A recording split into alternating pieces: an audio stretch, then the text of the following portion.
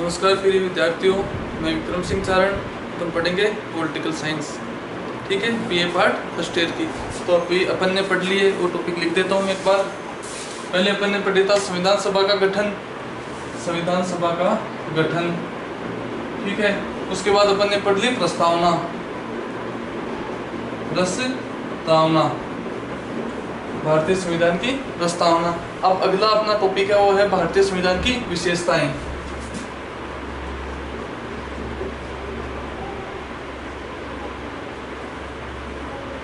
संविधान की विशेषताएं।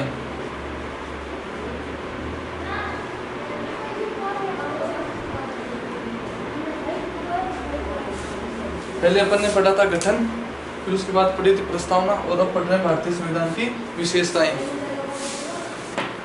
भारतीय संविधान की विशेषता यह है कि भारतीय जो संविधान है वो पूरे दुनिया का सबसे बड़ा संविधान है।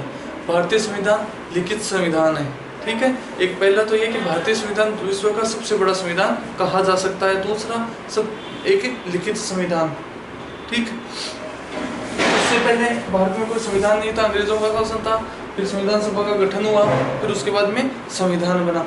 जो भारतीय संविधान सभा थी उसके सामने बहुत बड़ी बड़ी चुनौतियां थी। सबसे बड़ी चुनौती तो ये थी कि देश नया नया आज़ाद हुआ तो संविधान को बनाएगा कौन। तो इसके लिए 1946 में एक मिशन आया था, कैबिनेट मिशन। उसने संविधान सभा के सदस्यों का चुनाव के माध्यम से गठन किया, यानी एक सभा बनाई। फिर जो चुन के लोग आ गए, जो लोग चुनाव के माध्यम से वो थी अप्रत्यक्ष प्रणाली। संविधान सभा के जो चुनाव थे, यानी कि संविधान सभा,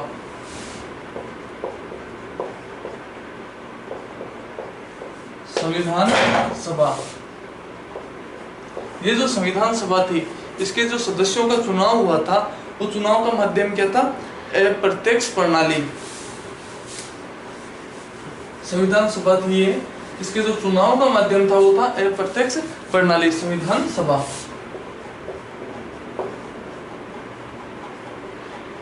संविधान सभा,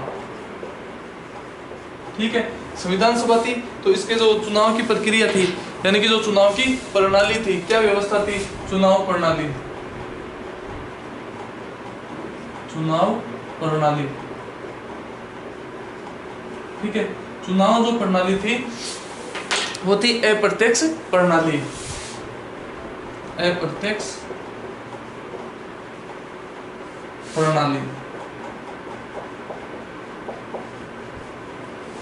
अप्रत्यक्ष प्रणाली का मतलब ये है कि जो संविधान सभा के जो सदस्य चुने गए थे, संविधान सभा के जो सदस्य चुने गए थे वो प्रत्यक्ष प्रणाली से नहीं थे, यानी कि जनता ने डायरेक्ट नहीं चुना था। जो रियासतें थी उनमें से चुन के गए थे, और 10 लाख पे एक कैंडिडेट जीत के या चुन के गया था, ठीक है। यानी कि उनकी फिक्स संख्या कितनी थी? जनसंख्या का आंकड़ा कितना था? 10 लाख। जनसंख्या 10 लाख पर 10 लाख पे एक कैंडिडेट होगा, ठीक है। तो चुनाव की प्रणाली कैसी थी?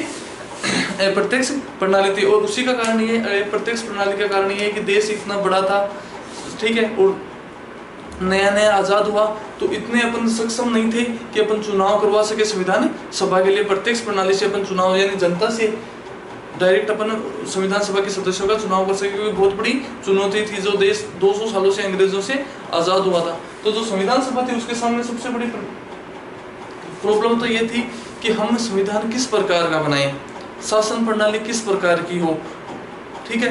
तो उसमें यह है कि एक तो शासन प्रणाली किस प्रकार की हो, कहीं ये तो ना अध्यक्षात्मक की किसी एक का शासन हो जाए, या अगर अपन मान लो संसदीय टाइप की लेकर आए या क्या करवाएं। तो उन्होंने सबसे पहले जो अलग अलग देश थे, अलग अलग देशों में गए, वहाँ के संविधानों का अध्ययन किया, फिर वहाँ से जो बेस्ट लगा कि अपने देश के संविधान में या लोगों के विकास के लिए या देश की प्रगति में उन्नत है, वो चीज़ वो यहाँ पर लेकर आए थे, ठीक है। तो सबसे बड़ी बात तो है कि भारत का जो संविधान है, भारत का जो संविधान वो किस प्रकार का है?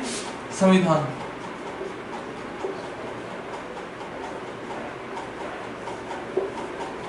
भारत का संविधान किस प्रकार का है? लिखित।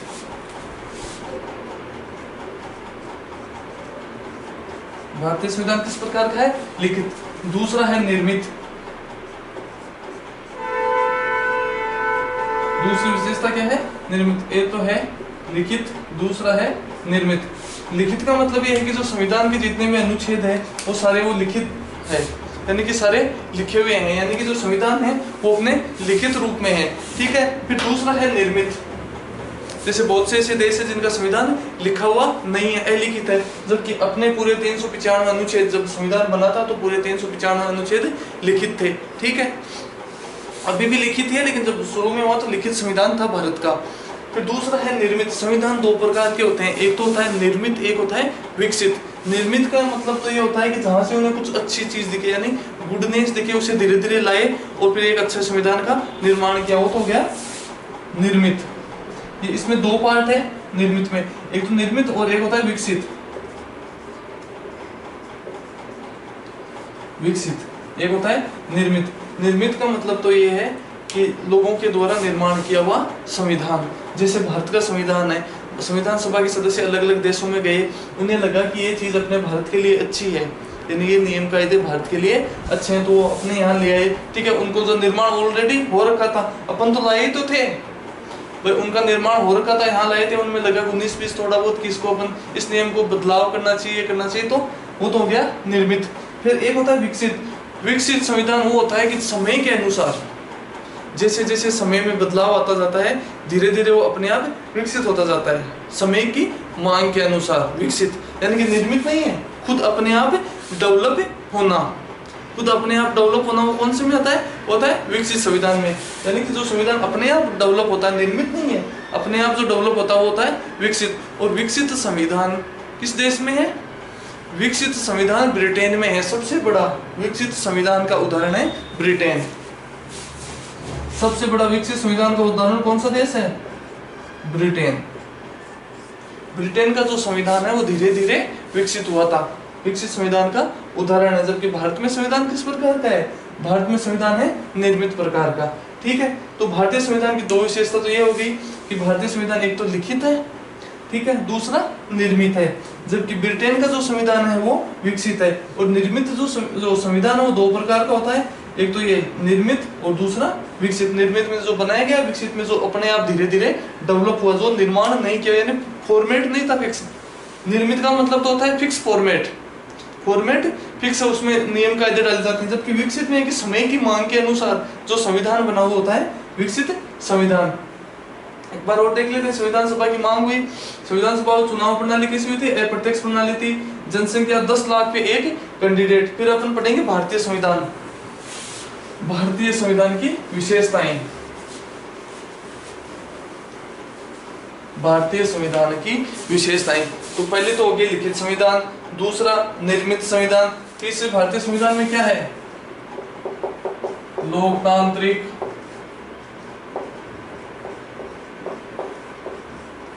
लोकतांत्रिक यानी कि जो भारतीय संविधान है वो लोकतंत्र पर आधारित है। चौथी है लोकतांत्रिक, व्यापक, गणराज्य, व्यापक गणराज्य। फिर छठी है स्वतंत्र न्यायपालिका,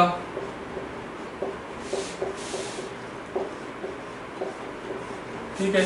फिर है एकल नागरिकता,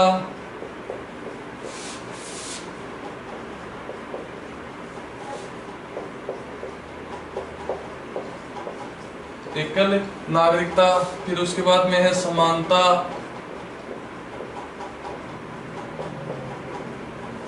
ठीक है। फिर भाई भारतीय संविधान लिखित संविधान है, निर्मित संविधान है, लोकतांत्रिक प्रणाली का संविधान है, व्यापक संविधान यानी बड़ा, फिर है गणराज्य भारतीय, फिर है स्वतंत्र न्यायपालिका, फिर है एकल नागरिकता, फिर समानता, फिर राज्य के नीति निर्देशक तत्व है,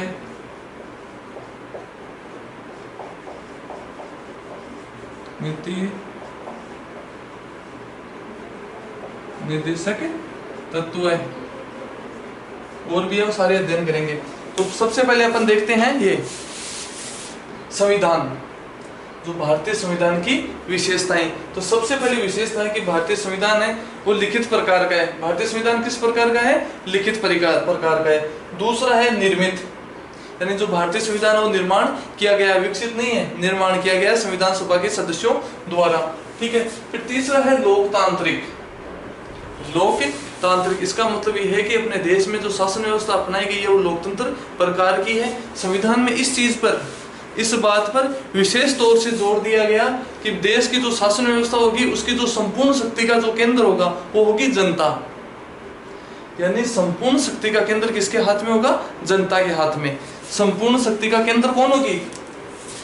संपूर्ण शक्ति का केंद्र, संपूर्ण शक्ति केंद्र, संपूर्ण शक्ति केंद्र कौन होगी? जनता। संपूर्ण शक्ति केंद्र होगी जनता। यानी कि जो भारत के लोग हैं वो संपूर्ण शक्ति के केंद्र, उनके हाथ में जो जितने भी संपूर्ण शक्ति का केंद्र जनता का मतलब ये है कि जितने भी अधिकार है जो भी है वो सारे जनता के हाथ में होंगे। जो प्रतिनिधि है उनके हाथ में कुछ नहीं होगा। वो तो भाई जनता ही तो चुन के भेजेगी, लाइफ टाइम के थोड़ी ना होते हैं भाई, 5 साल से चुनाव होते हैं, 5 साल से जो जनता है वही तो चुन के भेजती है अपने प्रतिनिधि। तो संपूर्ण शक्ति का केंद्र किसके हाथ में है? जनता के हाथ में। तो लोकतांत्रिक का मतलब ये है कि लोगों का, लोगों के लिए, लोगों द्वारा चुना हुआ शासन, यानी कि लोगों की यहाँ सरकार होगी। फिर व्यापक, भारतीय संविधान व्यापक यानी संविधान बहुत बड़ा है। उसका एक कारण है कि भारतीय संविधान एक ऐसा संविधान है जिसे वकीलों का स्वर्ग भी कहा जाता है। कुछ भारतीय संविधान के माइनस पॉइंट भी है। माइनस पॉइंट ये है कि भारतीय संविधान को कुछ एक लोगों ने वकीलों का स्वर्ग भी कहा है, कुछ एक ने भानुपत्ति का पिटारा कहा है, कुछ ने उधार का थिला कहा है। कहना आसान है लेकिन ये सोचो कि संविधान में है क्या? इतना बड़ा संविधान है और इतना बड़ा देश है तो उसका संविधान भी तो बड़ा होगा, नियम कायदे भी तो बड़े होंगे। भारत में संविधान एक ऐसा है, जो भारत का संविधान है वो व्यापक इसलिए है कि यहाँ हर एक चीज, जो भी प्रॉब्लम उसका सबका सॉल्यूशन लिखा हुआ है। हर एक नियम को तोड़ने के जो सजा होगी या जुर्माना होगा वो सारा लिखा हुआ, इसलिए नियम बड़ा ही होगा।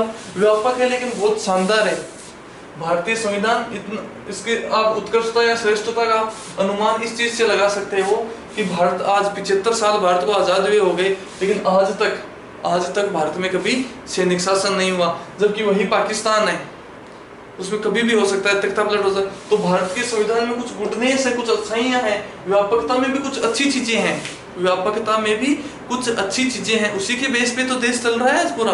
भाई 75 साल हो गए, आज तक कभी संविधान के प्रति बगावत नहीं हुई। ठीक है, तो उसमें व्यापकता में भी कुछ अच्छी चीजें, तभी तो व्यापक है संविधान। फिर उसके बाद में गणराज्य, यानी भारत डोमिनियन है। गणराज्य का मतलब ये है कि भारत, जैसे ब्रिटेन है, ब्रिटेन लोकतंत्र देश है लेकिन आज भी वहां राजतंत्र है। ब्रिटेन लोकतांत्रिक देश है, ब्रिटेन लोकतांत्रिक देश है लेकिन आज भी वहां राजा का शासन है। वो किससे कि जो ब्रिटेन में राजा है वो पीढ़ी दर पीढ़ी होता है। ब्रिटेन का जो राजा है वो कैसे होता है? पीढ़ी दर पीढ़ी, पीढ़ी दर पीढ़ी। जैसे मान लो अभी ये राजा है, ठीक है, ये क्या है? राजा, ये राजा है, तो फिर इसका लड़का होगा वो राजा बनेगा, भाई वो भी राजा बनेगा, फिर इसका लड़का राजा बनेगा। भारत में ऐसी थोड़ी है, भारत में गणतंत्र, गणराज्य, डोमिनियन का मतलब ये होगा कि भारत का जो सर्वशक्ति का जो केंद्र होगा, यानी कि कार्यपालिका का जो अध्यक्ष होगा वो होगा राष्ट्रपति। और गणराज्य का मतलब ये है कि जो राष्ट्रपति होगा वो जनता द्वारा चुने हुए प्रतिनिधि अप्रत्यक्ष तौर पर राष्ट्रपति का चुनाव करते हैं। राष्ट्रपति को कौन चुनते हैं? जो अपने द्वारा चुने हुए प्रतिनिधि है वो चुनाव, जो राष्ट्रपति होता है उसे चुनते हैं अपने द्वारा चुने हुए प्रतिनिधि। ठीक है, वो अप्रत्यक्ष मत प्रणाली होती है, वो अप्रत्यक्ष मत प्रणाली। यानी कि गणराज्य में क्या होता है? गणराज्य में होता है राष्ट्रपति। ठीक है, राष्ट्रपति का चुनाव कौन करते हैं? जिन कैंडिडेटों को अपन चुन के भेजते हैं, जिन प्रतिनिधियों को अपन प्रत्यक्ष प्रणाली से चुनकर भेजते हैं, वो फिर राष्ट्रपति का चुनाव करते हैं। तो राष्ट्रपति के चुनाव प्रणाली कौन सी है? अप्रत्यक्ष प्रणाली। राष्ट्रपति का चुनाव कौन सी है? अप्रत्यक्ष प्रणाली। राष्ट्रपति के चुनाव की प्रणाली कौन सी है? अप्रत्यक्ष प्रणाली। तो डोमिनियन का मतलब यह होता है कि यहाँ पीढ़ी दर पीढ़ी वंशानुगत वाला सिस्टम नहीं है। अपने जो राष्ट्रपति बनता है, जो अपने द्वारा चुने हुए प्रतिनिधि है वही चुनते हैं। ठीक है, फिर उसके बाद में आता है स्वतंत्र न्यायपालिका। भारत की जो न्यायपालिका है वो बिल्कुल स्वतंत्र है। भारत की न्यायपालिका बिल्कुल स्वतंत्र है, उस पर किसी का दबाव नहीं है। न्यायपालिका पे किसी का दबाव नहीं है। कार्यपालिका और व्यवस्थापिका उसका दबाव बिल्कुल भी नहीं है। स्वतंत्र न्यायपालिका का ये मतलब है कि जो भी जज है वो बिल्कुल स्वतंत्र रूप से अपना फैसला सुना सकते हैं। उस पर सरकार का, प्रधानमंत्री का, प्रधानमंत्री सरकार का ही तो पार्ट है, किसी का कोई प्रेशर नहीं है। बिल्कुल स्वतंत्र न्यायपालिका है, जो भी अपना फैसला है जो सही है उसे स्वतंत्र रूप से दे सकती है। ठीक है, फिर उसके बाद में है एकल नागरिकता। एकल नागरिकता, एकल नागरिकता ये कहां से ली गई? ये ली गई है ब्रिटेन के संविधान से। अपन ने पढ़ा था पिछली क्लास में एकल नागरिकता। और ये संसदीय प्रणाली, शासन प्रणाली कहां से ली गई थी? अपन ने संसदात्मक प्रणाली अपन ने ली थी ब्रिटेन के संविधान से। एकल नागरिकता का मतलब ये है कि भारत में, पूरे भारत के लिए एक ही नागरिकता है, राज्य की, केंद्र की वो अलग अलग नहीं है। जैसे अमेरिका में उसमें है ना दोहरी नागरिकता, वो नहीं है। अपने यहाँ सिर्फ सिंगल नागरिकता है, एकल नागरिकता, यानी सभी लोगों के लिए नागरिकता समान है। फिर उसके बाद में है समानता। समानता का मतलब है कि हम देश, हम भारत के जो जितने भी हैं लोग सब समान हैं, सब समान है, यानी कि सभी को समान अवसर प्रदान है।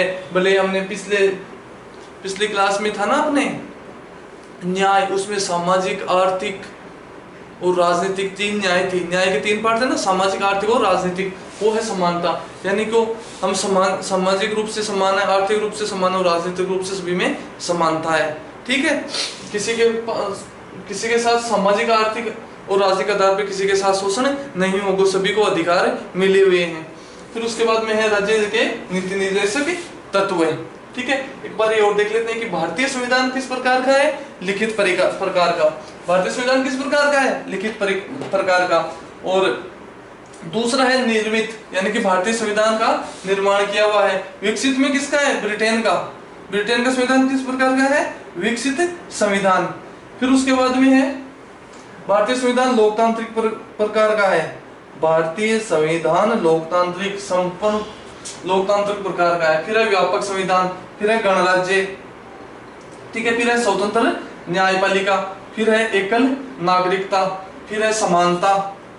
फिर उसके बाद में राज्य के नीति निर्देशक तत्व है।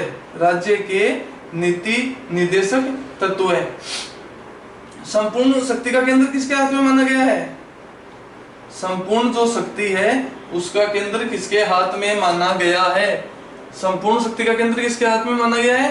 संपूर्ण शक्ति का केंद्र जनता के हाथ में माना गया है कि जो भी प्रतिनिधि चुने जाएंगे वो जनता के द्वारा ही चुने जाएंगे।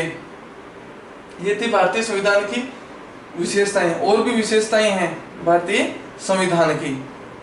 ये कितनी होगी? ये तो है भारतीय संविधान की और विशेषता ये है। भारतीय संविधान की और भी कुछ मुख्य विशेषताएं हैं। एक तो है भारतीय संविधान में धर्मनिरपेक्ष है। कौन सी है? नंबर 9, धर्मनिरपेक्ष या पंथ निरपेक्ष। धर्मनिरपेक्ष या पंथ निरपेक्ष।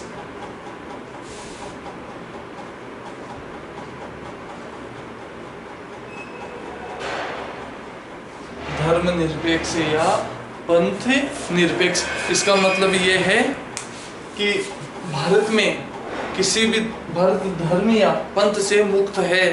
भारत धर्म या पंथ वर्चस्व वाली शक्तियों से मुक्त है। यानी कि भारत के जो लोग हैं, भारत के जो लोग हैं वो धार्मिक या पंथ के आधार पे किसी के साथ भेदभाव नहीं होगा, या धार्मिक या पंथ के आधार पे किसी के साथ भेदभाव नहीं होगा। सभी लोग समानता से यहाँ रहेंगे, कोई किसी के साथ धार्मिक भेदभाव नहीं करेगा। इसका मतलब है धार्मिक धर्म निरपेक्ष या पंथ निरपेक्ष, यानी कोई हिंदू, मुस्लिम, सिख, ईसाई, जैन, बुद्ध, ये जो धर्म है इनमें किसी का वर्चस्व नहीं है। सभी लोग समान रूप से हैं, वो कोई भी धर्म अपना सकते हैं, किसी भी धर्म में जा सकते हैं। ये है धर्मनिरपेक्ष और पंथ निरपेक्ष। फिर उसके बाद में 10 नंबर है कठोर और लचीला संविधान। कठोर या लचीला संविधान। भारतीय संविधान अंशतः कठोर है तो अंशतः लचीला भी है। किस प्रकार का है? कठोर एवं लचीला। कठोर एवं लचीला।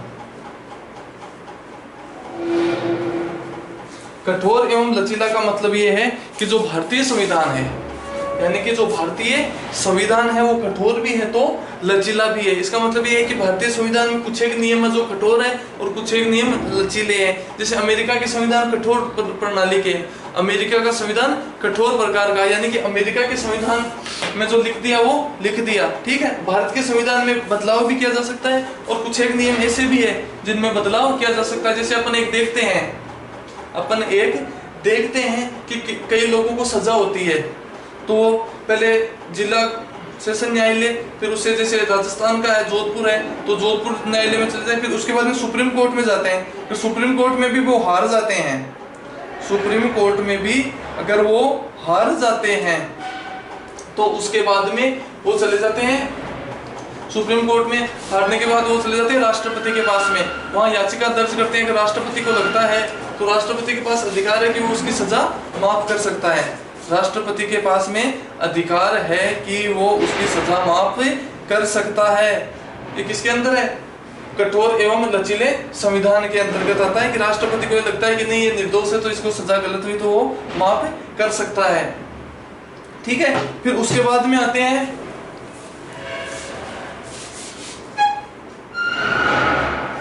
मूल कर्तव्य।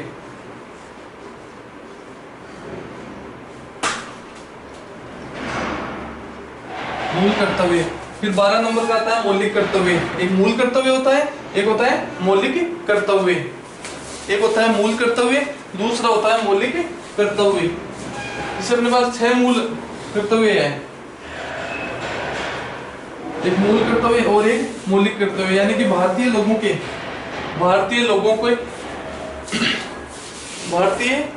जो लोग हैं उनके अधिकारों को ध्यान में रखते हुए, संविधान सभा के जो सदस्य थे उनको अधिकारों को ध्यान रखते हैं कि शक्ति का केंद्र भारतीय लोगों के हाथों में है, तो कुछ नाम ऐसा करें कि जो मूल कर्तव्य और मौलिक कर्तव्य भारत के लोगों को मिले हुए हैं, जो उनके हितों की रक्षा करते हैं, ठीक है। फिर एक है संघात्मक शासन, एकात्मक या संघात्मक शासन। एकात्मक या संघात्मक शासन, एकात्मक या संघात्मक शासन। इसका मतलब ये है, एकात्मक या संघात्मक शासन का मतलब ये है कि केंद्र और राज्य दोनों एक होकर या एकजुट होकर कार्य करते हैं। एकात्मक और संघात्मक का मतलब यही है कि केंद्र और राज्य दोनों एकजुट होकर कार्य करते हैं, कि जो केंद्र कोई नियम बनाता तो राज्य में लागू होता है। कुछ एक शक्तियां राज्य को भी है कि वो नियम लागू करे या नहीं करे, उनके हाथ में है शक्तियां, लेकिन एकात्मक और संघात्मक का ये मतलब है कि स्टेट और सेंटर दोनों एक साथ काम कर सकते हैं। उनके पास अधिक अलग अलग बंटवारा नहीं हुआ है अभी, उनका अलग अलग बंटवारा नहीं कि केंद्र अलग होगी और राज्य अलग होगा, केंद्र और राज्य सेम है, दोनों साथ में काम कर सकते हैं, ठीक है। फिर एक तो मूल अधिकार हो गया, एक है मौलिक अधिकार। मूल अधिकार और मौलिक अधिकार 13 नंबर, मौलिक अधिकार।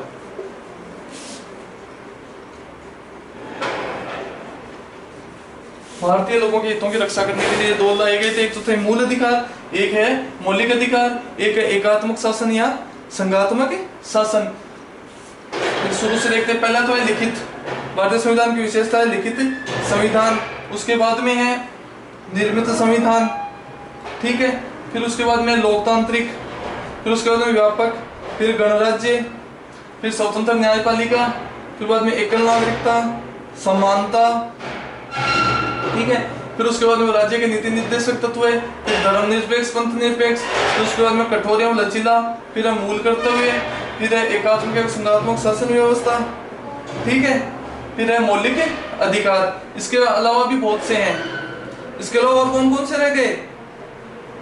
इसके अलावा और कौन कौन से रह गए? इसके अलावा एक तो यह कि सांप्रदायिकता, भाई पहले बात में सुनाओ, सांप्रदायिकता के आधार पे तो हुए थे एक बार आजादी से पहले, ठीक है। अंग्रेजों की चाल थी भारत को अलग अलग टुकड़ों में बांटने की, तो वो खत्म करके वयस्क मताधिकार, पर सांप्रदायिकता को खत्म करके वयस्क मताधिकार का अधिकार, ठीक है। फिर है सामाजिक प्रतिनिधित्व है या सांप्रदायिक को उसको उठाकर वयस्क मताधिकार।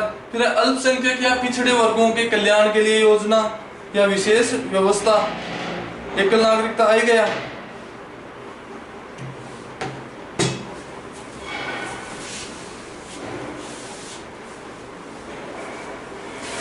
यानी जो लोग पिछड़े रूप से हैं उसके लिए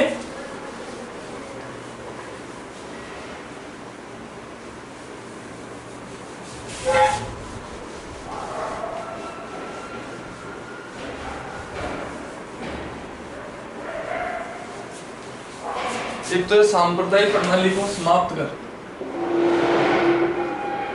सांप्रदायिक प्रणाली का अंत,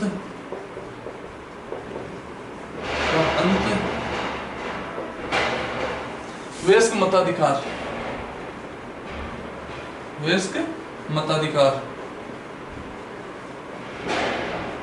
फिर दूसरा है जो आर्थिक अल्पसंख्यक या आर्थिक अल्पसंख्यक या आर्थिक पिछड़े वर्गों, आर्थिक पिछड़े वर्गों का कल्याण। यानी जो आरक्षण है, आरक्षण किस लिए लागू हुआ था कि जो लोग सामाजिक, जो अल्पसंख्यक या आर्थिक पिछड़े वर्ग है उनका कल्याण के लिए। अल्पसंख्यक में जैसे डिपार्टमेंट होता है अल्पसंख्यक डिपार्टमेंट, उसको इसीलिए तो बनाया गया है कि जो आर्थिक रूप से पिछड़े हुए हैं उनको भी कुछ संबल मिले। सामाजिक प्रणाली अंत का मतलब है कि पहले सामाजिक प्रणालियां थी उनका अंत हो गया। फिर उसके बाद में है जैसे एक राष्ट्र, संपूर्ण भारत की राष्ट्रभाषा एक ही तो है हिंदी, एक राष्ट्रभाषा, एक राष्ट्रभाषा। राज्य की कल्याणकारी योजना, यानी राज्य के लिए, राज्य के कल्याण के लिए कुछ विशेष उपबंध, राज्यों के कल्याण के लिए कुछ विशेष उपबंध। एक तो सांप्रदायिक प्रणाली का अंत या वयस्क मताधिकार, अल्पसंख्यक या पिछड़े वर्गों का कल्याण, एक राष्ट्र एक भाषा। फिर जो सबसे लास्ट का रह गया वो है विश्व शांति का समर्थक, विश्व शांति का समर्थक, विश्व शांति का समर्थक। यानी भारत ने एक नीति दी थी वसुदेव कुटुंबकम, जो ये सिद्धांत है वसुदेव कुटुंबकम।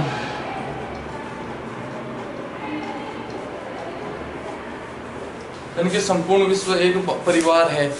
विश्व शांति का समर्थक, जो भारतीय संविधान है वो विश्व शांति को समर्थन करता है। भारत की जो विदेश नीतियां वो है उदारवादी नीतियां, वो अपन आगे बढ़ेंगे।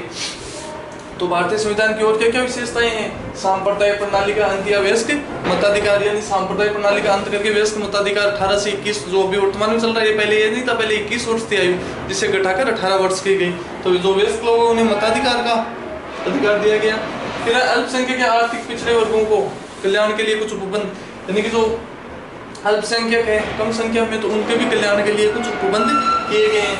उसके बाद में एक राष्ट्रभाषा, यानी कि पूरे भारत देश की राष्ट्रभाषा एक ही तो है, राष्ट्रभाषा हिंदी जो भारत की, वो पूरे भारत की एक ही है। फिर उसके बाद में विश्व शांति का समर्थक, वसुदेव कुटुंबकम। इसका मतलब ये है कि भारत है वो विश्व शांति का सबसे बड़ा समर्थक है। वसुदेव कुटुंबकम की जो नीति है कि संपूर्ण विश्व एक परिवार है, उसको भारत ने फॉलो किया है। तो एक बार और देखो, सांप्रदायिक प्रणाली का अंत और वयस्क मताधिकार, फिर उसके बाद में अल्पसंख्यक या आर्थिक पिछड़े वर्गों का कल्याण, फिर एक राष्ट्र भाषा, फिर उसके बाद में विश्व शांति का समर्थक। उसमें कौन सी है? वसुदेव कुटुंबकम। वसुदेव कुटुंबकम का मतलब ये है कि जो भारत है वो संपूर्ण, वो वसुदेव कुटुंबकम का मतलब ये है कि विश्व शांति का समर्थक है, पूरा परिवार एक कुटुंब या कबीला है, ये है। उसके अलावा बहुत सी, जैसे एक संसदात्मक शासन व्यवस्था है।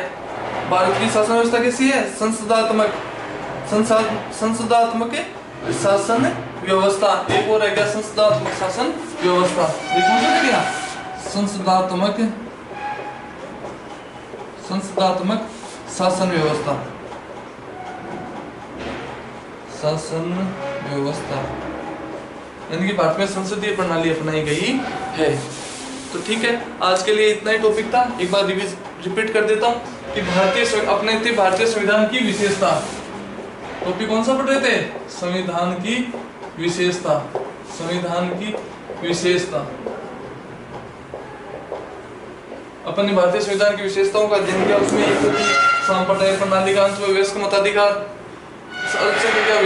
आर्थिक पिछड़े वर्गों का कल्याणकारी योजना या उपबंध, एक राष्ट्र भाषा, संसदात्मक शासन व्यवस्था, विश्व शांति का समर्थक यानी वसुधैव कुटुंबकम की नीति का भारत ने समर्थन किया और उसी के आधार पे चल रहा है। फिर है एकल नागरिकता, ठीक है, लोकतांत्रिक गणराज्य, भाई लोकतंत्र है, गणराज्य है। भारत में 26 जनवरी 1950 को संविधान लागू हुआ था, ठीक है। लोकतांत्रिक गणराज्य, एकल नागरिकता, ऐसे बहुत से टॉपिक है जो अपन ने अध्ययन किए हैं, ठीक है। आज के लिए थैंक यू।